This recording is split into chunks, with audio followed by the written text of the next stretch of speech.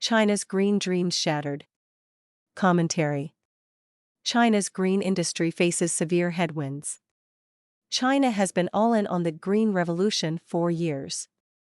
Green technology has been a significant revenue source for the communist regime, aided and abetted by Western environmentalists intent on mandating carbon neutrality and governments that have incentivized the transition from hydrocarbon-based energy sources to renewables. For China, renewables represent the intersection of green technology development, 15-minute cities, and comprehensive social controls, all of which are tied together by local police bureaus and lubricated by money. Let us examine the issue. Chinese green investments. The Western push to transition away from hydrocarbons was perceived by the Chinese Communist Party as a golden opportunity to achieve multiple political economic ends, to weaken the energy infrastructures of Western countries, especially its perceived main enemy, the United States, to create new overseas markets for Chinese industry, to increase Western dependency on Chinese-produced green technology components and the rare earth elements needed to manufacture them, and to achieve a massive trade surplus that would fuel the Chinese military and other investments. Perhaps most importantly, green technology investments would increase Chinese technological prestige on the world stage in a sector of keen political focus in the West, which dovetails nicely with CCP messaging about the inevitability of Chinese Communist world leadership. Thus, it is no surprise that CCP leader Xi Jinping and state-run Chinese media periodically sing the green song that includes pushing global decarbonization and China's big role in global green transition. The New York Times even published an op-ed in April last year stating that Xi thinks China can slow climate change. From 2000 to 2010, Chinese green investments were estimated to have been between $50 billion and $100 billion annually. Green priorities were elevated from the 11th five-year plan onward. The annual green investments made subsequently increased each year to reach $890 billion in 2023, which is almost as large as total global investments in fossil fuel supply that year, according to Carbon Brief. The submission of green technology-related patents is a further indication of the CCP's prioritization of green tech investments.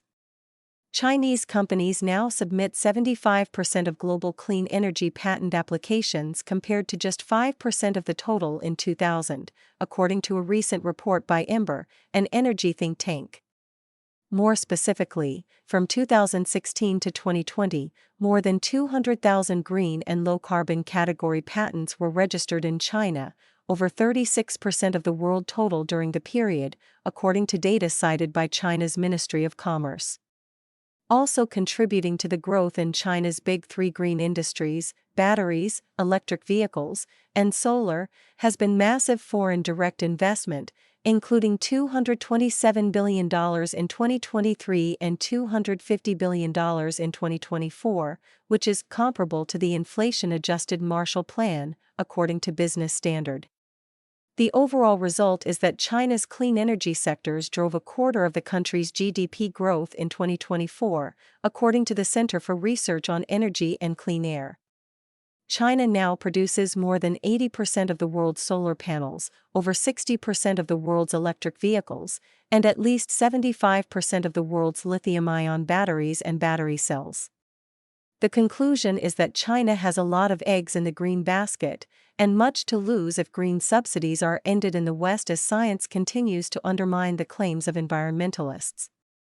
Green meets red.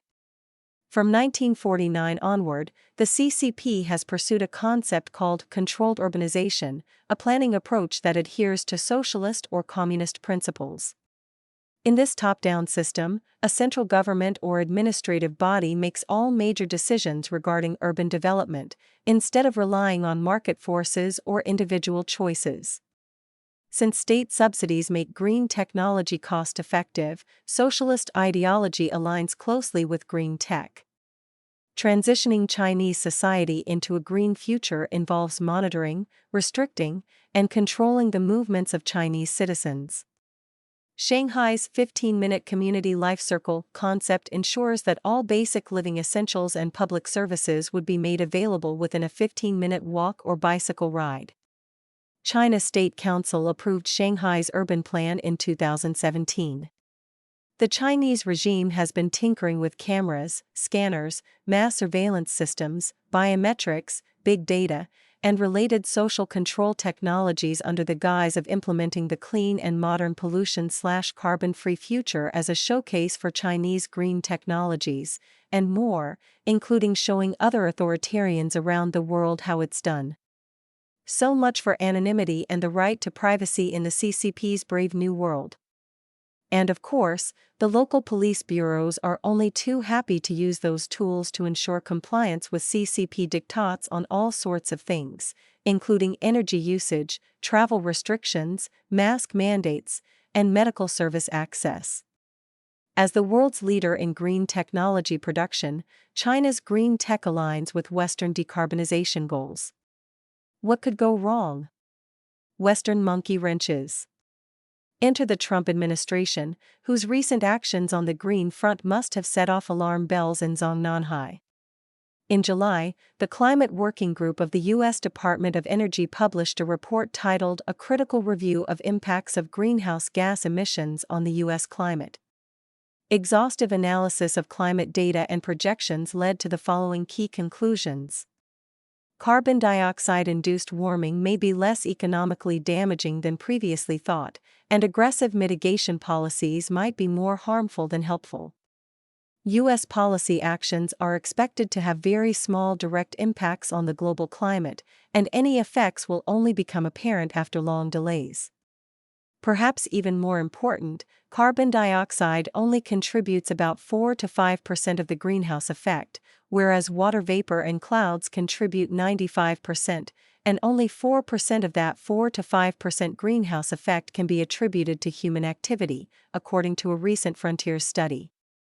Lastly, the observed increase in atmospheric carbon dioxide over the last 100-plus years has not altered the so-called greenhouse effect of the atmosphere in any measurable way. In short, the scientific basis for the EPA's 2009 endangerment finding that classified carbon dioxide as a pollutant and laid the foundation for the massive government subsidies for green technology investments is a myth. Concluding thoughts. Over the past 20 years, China has bet the farm on green technology investments that have fueled massive growth in Chinese production and exporting of solar panels, electric vehicles, batteries, transformers, and other components. Foreign demand for those products is heavily influenced by government subsidies, particularly in the United States. The Trump administration has already indicated that the carbon dioxide endangerment finding made by the EPA, which is the basis for all U.S. climate regulations and federal subsidies, will soon be repealed. Can the Chinese economy sustain the loss of U.S. green subsidies? Reuters noted in August that China's biggest solar firms shed nearly one-third of their workforces last year.